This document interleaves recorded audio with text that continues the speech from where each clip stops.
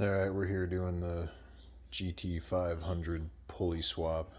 I've seen some videos online that kind of tell you what to do, but don't really fully explain the process. Like, they tell you to drain the coolant, but then they don't really show you what they did. So here's what I came up with. I just kind of started taking everything apart. You could probably do it without taking the air box out, but I figure if it gets you a little more room. So the first thing I did was I drained this. I just used a clean bucket and a hose, siphoned it all out, completely drained it. And then if you squeeze this hose after you disconnect it and put it over there, you can squeeze this hose before it's all disconnected like this, and it'll push a bunch of the coolant out of this line and out of here into it. And so that's less you have to deal with. Then I disconnected it right here. If you hold this, disconnect it and hold it up, it actually won't run out after you've done the other part. And then just plug the radiator right there. And then I stuck my tube down inside here as far as it would go and siphoned all of that out. When I broke this loose, there's still a decent amount of coolant in there, so I just threw a bucket under it and stuck a rag in there. So once you get that broke apart, then obviously you can get the supercharger snout out of there. There's 4 bolts. They are 10 millimeter. These guys right here. Once you take the 4 bolts out, and I unhooked some of this other stuff too, just to give me some more.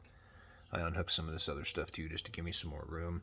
Once you get it out, you can kind of take a pry bar and put down in there. Be careful that you don't push against this though, but you can put a pry bar down in here and get it started, and it'll come loose. Obviously, the tensioner's down there. Loosen the belt before you do that and take the belt off of it. But yeah, I just kind of unhooked a bunch of hoses that were in the way to get everything out. Took the air box out, unmounted that deal, and cracked it off. In the event you don't have the tool, it's still very possible to get it all apart. You can use a 5/8 in a pinch. It's actually like a 16 millimeter. The end of this deal is. It's a little smaller than the one on the Hellcats, apparently. So yeah, you can use a 5/8 to get it off, and I just built this little jig to hold the bottom of it so that I could impact the pulley off. I took a marker and painted the bottom of it, and then I put some Scotch tape, masking tape over that, and just put the 3 prongs down on it to know where they're at. These things are 0.375 in diameter, so I think I used a 3/8, which is 0.375 drill bit after I center punched them. Then obviously put your new one on there, torque it up per the specs, put your new anaerobic sealer goo on there after you wipe all the old crap off, and then stick it back together. So that's how I did it.